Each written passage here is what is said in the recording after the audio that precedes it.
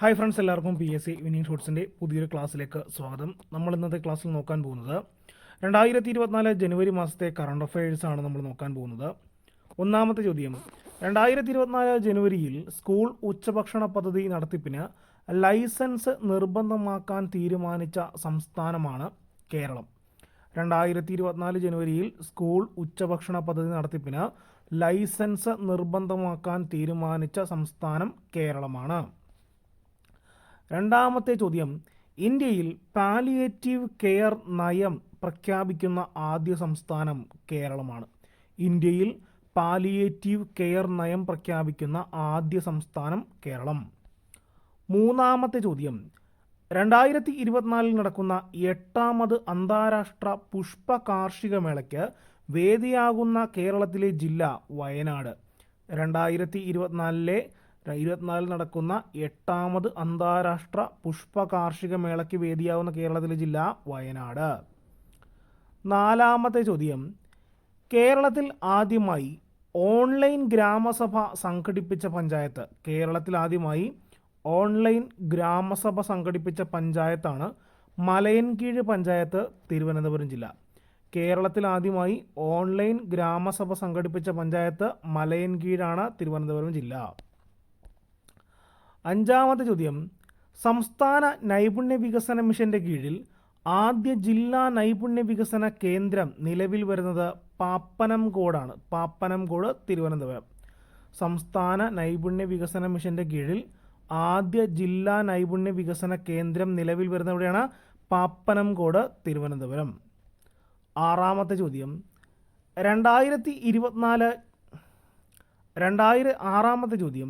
2024 ജനുവരിയിൽ ഭിന്നശേഷിക്കാരായ ജീവനക്കാർക്ക് പഞ്ചിങ് ബാധകമല്ല എന്ന് ഉത്തരവിറക്കിയ സംസ്ഥാനം കേരളമാണ്. 2024 ജനുവരിയിൽ ഭിന്നശേഷിക്കാരായ ജീവനക്കാർക്ക് പഞ്ചിങ് ബാധകമല്ല എന്ന് ഉത്തരവിറക്കിയ സംസ്ഥാനം കേരളം. ഏഴാമത്തെ ചോദ്യം നോക്കാം. ഫിഷറീസ് വകുപ്പിൻ്റെ ആദ്യ മത്സ്യവിഭവ restaurant Kerala seafood cafe, അതാണ് ഇതിൻ്റെ പേര്, കേരള സീ ഫുഡ് കഫേ, നിലവിൽ വന്നത് എവിടെയാണ്? തിരുവനന്തപുരം ജില്ലയിലാണ്. അത് തിരുവനന്തപുരത്തെ ആഴാകുളം എന്ന് പറയുന്ന സ്ഥലത്താണ് നിലവിൽ വന്നത് കേട്ടോ. എട്ടാമത്തെ ചോദ്യം, സംസ്ഥാനത്ത് പൊതുമേഖലയിലെ ആദ്യ റോബോട്ടിക് സർജറി യൂണിറ്റ് സ്ഥാപിച്ചത് റീജിയണൽ ക്യാൻസർ സെൻറ്റർ, തിരുവനന്തപുരത്താണ്. സംസ്ഥാനത്ത് പൊതുമേഖലയിലെ ആദ്യ റോബോട്ടിക് സർജറി യൂണിറ്റ് സ്ഥാപിച്ചത് എവിടെയാണ്? Regional cancer centre, Thiruvananthapuram. ഒൻപതാമത്തെ ചോദ്യം നോക്കാം.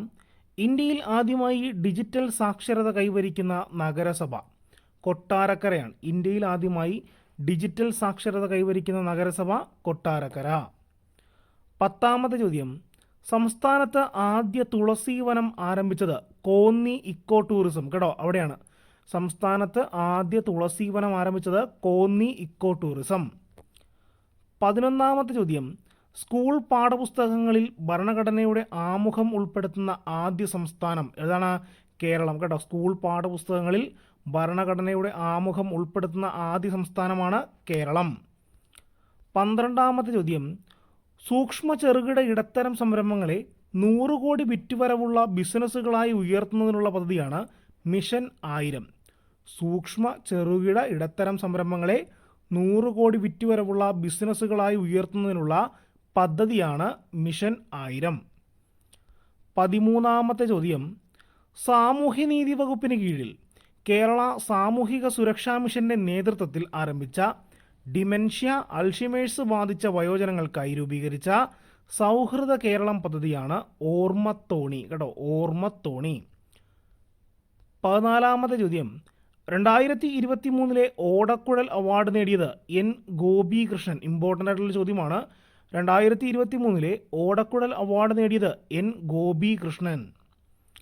15ാമത്തെ ചോദ്യം നോക്കാം. 2024 ഹരിവരാസനം പുരസ്കാരം നേടിയത് P.K. വീരമണി ദാസനാണ്. വീരമണി ദാസൻ, തമിഴ് ഗായകനാണ് വീരമണി ദാസൻ. 2021 ലഭിച്ചത് പക്ഷേ വീരമണി രാജുവിനാണ്. രണ്ടും തമ്മിൽ തെറ്റിപ്പോരുത്. 16ാമത്തെ ചോദ്യം, കേരളത്തിലെ ആദ്യ ദീപാലങ്കൃത പാലം ഫറോക്ക് പാലം, കോഴിക്കോട്, കേട്ടോ. കേരളത്തിലെ ആദ്യ ദീപാലങ്കൃത പാലം ഫറോക്ക് പാലമാണ് കോഴിക്കോട്. 17ാമത്തെ ചോദ്യം, കെ സ്മാർട്ട് വഴി അതിവേഗം ആദ്യ കെട്ടിട പെർമിറ്റ് ലഭ്യമാക്കിയത് കോഴിക്കോട് കോർപ്പറേഷനാണ്. കെ സ്മാർട്ട് വഴി അതിവേഗം കെട്ടിട പെർമിറ്റ് ലഭ്യമാക്കിയത് കോഴിക്കോട് കോർപ്പറേഷൻ. 18ാമത്തെ ചോദ്യം, കേരളത്തിലെ ആദ്യ പ്രൊഫഷണൽ ബോക്സിങ്ങിന് വേദിയായത് എവിടെയാണ്? ഹരിപ്പാട് ചേപ്പാട് എന്ന് പറയുന്ന സ്ഥലത്താണ് കേട്ടോ. കേരളത്തിലെ ആദ്യ പ്രൊഫഷണൽ ബോക്സിങ്ങിന് വേദിയായത് ഹരിപ്പാട്, ചേപ്പാട്.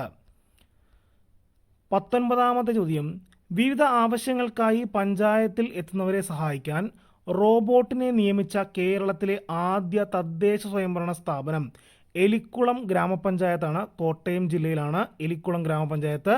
എലീന എന്നാണ് ആ റോബോട്ടിൻ്റെ പേര് കേട്ടോ.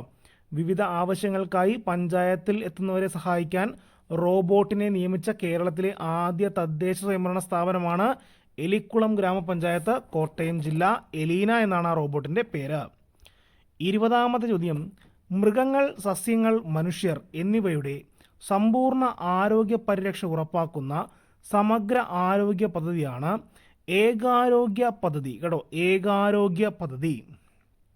മൃഗങ്ങൾ, സസ്യങ്ങൾ, മനുഷ്യർ എന്നിവയുടെ സമ്പൂർണ്ണ ആരോഗ്യ പരിരക്ഷ ഉറപ്പാക്കുന്ന സമഗ്ര ആരോഗ്യ പദ്ധതിയാണ് ഏകാരോഗ്യ പദ്ധതി.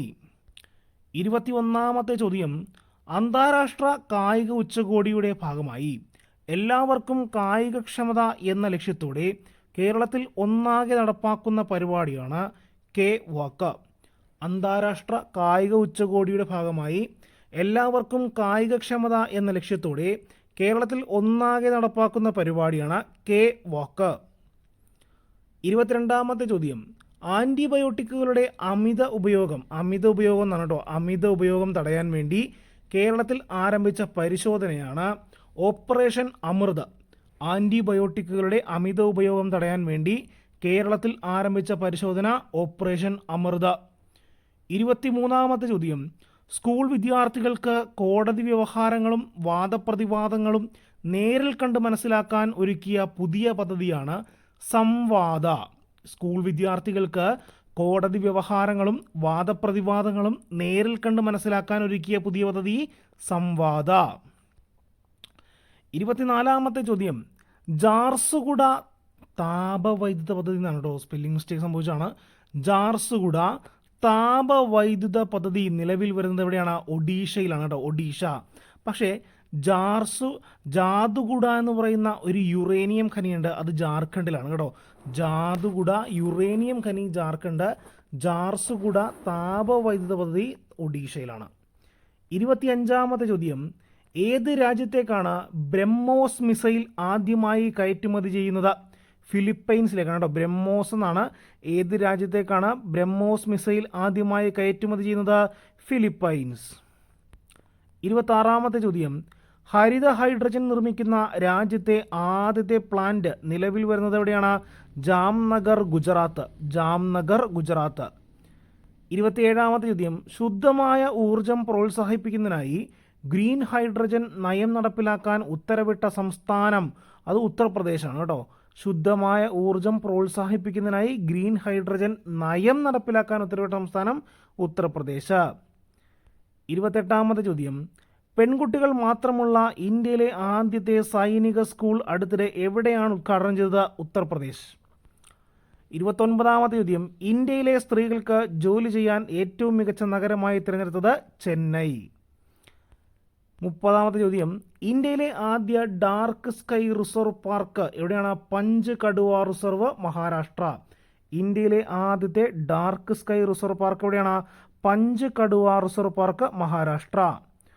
31ാമത്തെ ചോദ്യം, ജനുവരിയിൽ പ്രവർത്തനം ആരംഭിച്ച ഒഡീഷയിലെ എയർപോർട്ടാണ് മാൽഗൻഗിരി കേട്ടോ. മാൽഗൻഗിരി. ജനുവരിയിൽ പ്രവർത്തനം ആരംഭിച്ച ഒഡീഷയിലെ എയർപോർട്ടാണ് മാൽഗൻഗിരി.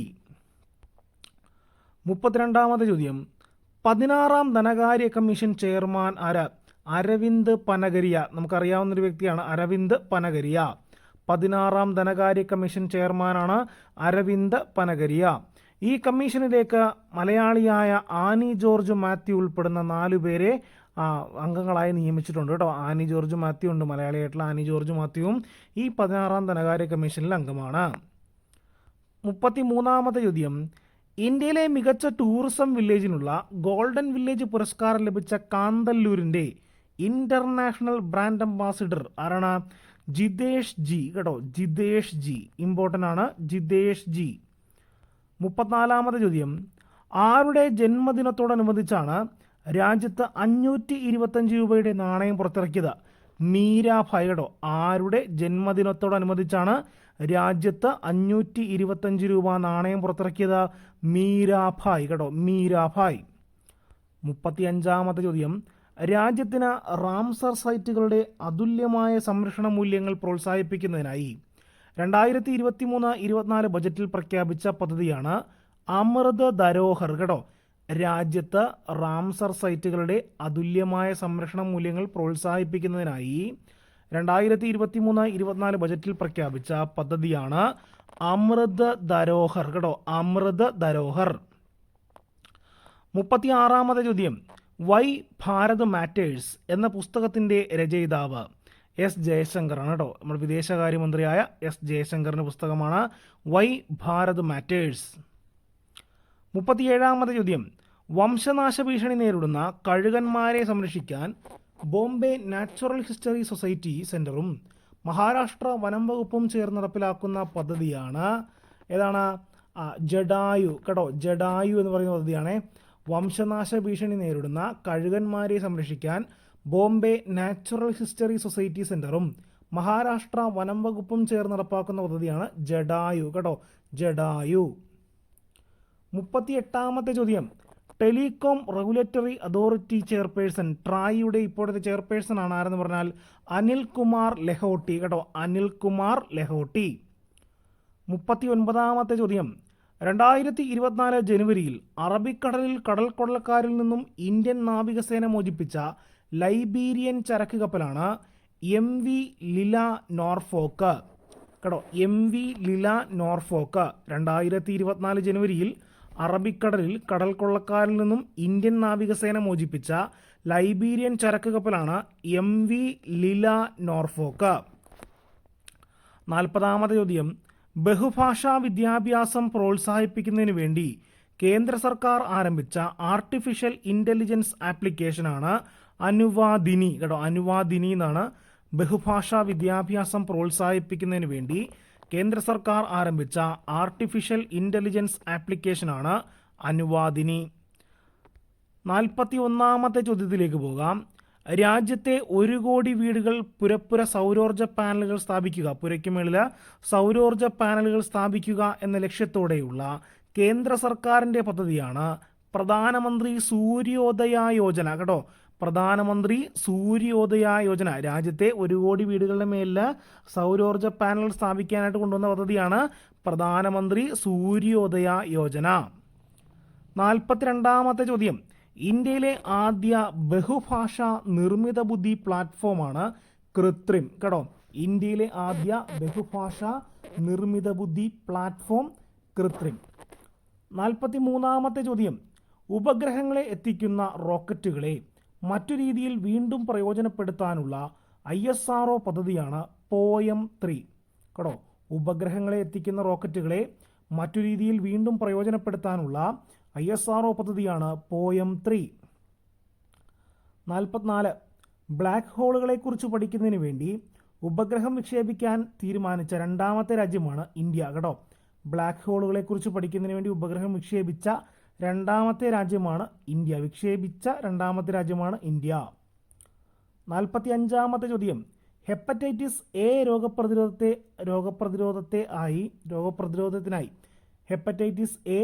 രോഗപ്രതിരോധത്തിനായി ആദ്യമായി ഇന്ത്യ വികസിപ്പിച്ച തദ്ദേശീയ വാക്സിനാണ് ഹെവിഷ്യൂവർ കേട്ടോ, ഹെവിഷ്യൂവർ.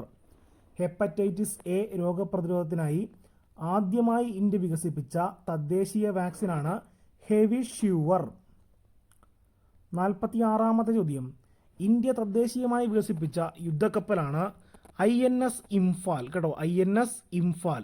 ബ്രഹ്മോസ് മിസൈൽ അടക്കമുള്ളവ വിക്ഷേപിക്കാനായിട്ട് പറ്റുന്നതാണ് INS ഇംഫാൽ കേട്ടോ.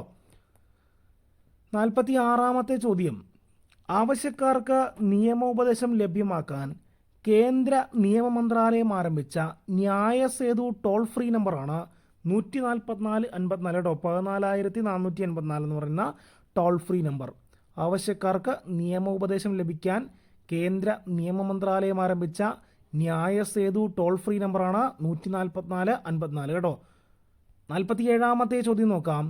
ഇന്ത്യയിൽ ക്യാമ്പസ് ആരംഭിച്ച ആദ്യ വിദേശ സർവകലാശാല ഏതാണ്? ഡീക്കിൻ സർവകലാശാല. എവിടെയാണ് സ്ഥാപിച്ചത്? ഗുജറാത്തിലെ ഗിഫ്റ്റ് സിറ്റിയിലാണ് ക്യാമ്പസ് സ്ഥാപിച്ചതെന്ന് ഓർത്തിരിക്കുക കേട്ടോ. ഡീക്കിൻ സർവകലാശാല. 48ാമത്തെ ചോദ്യം. 2024 ജനുവരിയിൽ അന്തരിച്ച സ്വതന്ത്ര സമര സേനാനിയാണ് കെ ഉണ്ണീരി കേട്ടോ, കെ ഉണ്ണീരി. 49ാമത്തെ ചോദ്യം. 2024 റിപ്പബ്ലിക് ദിനത്തിലെ മുഖ്യാതിഥിയായിരുന്നു ഫ്രഞ്ച് പ്രസിഡന്റായ ഇമ്മാനുവൽ മാക്രോൺ കേട്ടോ, ഇമ്മാനുവൽ മാക്രോൺ ആയിരുന്നു 2024 റിപ്പബ്ലിക് ദിനത്തിലെ മുഖ്യാതിഥി. 50ാമത്തെ ചോദ്യം. ഇന്ത്യയിലെ ആദ്യ സ്റ്റീൽ സ്ലാഗ് റോഡ് നിലവിൽ വരുന്ന ദേശീയപാത ഏതാണ്? NH66 കേട്ടോ, NH66. 51ാമത്തെ ചോദ്യം. ഇന്ത്യയിലെ ഏറ്റവും നീളമേറിയ കടൽപ്പാലം ശ്രീ അടൽ ബിഹാരി വാജ്പേയി ഹാർബർ ട്രാൻസ് എന്നാണ് കേട്ടോ, Shri Atal Bihari Vajpayee trans harbour link Mumbai എന്നാണ്, ഫ്രാൻസ് എന്നല്ല, ട്രാൻസ് ഹാർബർ ലിങ്ക് മുംബൈ. ഒരു സ്പെല്ലിംഗ് മിസ്റ്റേക്ക് സംഭവിച്ചാണ്. ഇതിൻ്റെ ആകെ നീളം 21.8 കിലോമീറ്റർ ആണ് ഇതിൻ്റെ ആകെ നീളം. കടലിന് മുകളിലൂടെ 16.5 കിലോമീറ്റർ ആണ് ഇതിൻ്റെ നീളം. നീളത്തിൽ ലോകത്തിൽ 12ാം സ്ഥാനത്താണ് ഈ പാലം നിൽക്കുന്നത് കേട്ടോ. Atal Bihari Vajpayee trans harbour link Mumbai. Mumbai നഗരത്തെ നവി മുംബൈയിലെ നവശേവയുമായി കണക്ട് ചെയ്യുന്നതാണ് ഈ പാലം. ഈ പാലം നിർമ്മിക്കാനായിട്ട് സഹായം നൽകിയ രാജ്യം ജപ്പാനാണ് കേട്ടോ, ജപ്പാൻ. നിങ്ങൾക്ക് ഈ ക്ലാസ് ഇഷ്ടമായാൽ തീർച്ചയായിട്ടും ഒന്ന് ലൈക്ക് ചെയ്യുക, ഉപകാരപ്പെട്ടാലൊന്ന് ഷെയർ ചെയ്യുക. താങ്ക്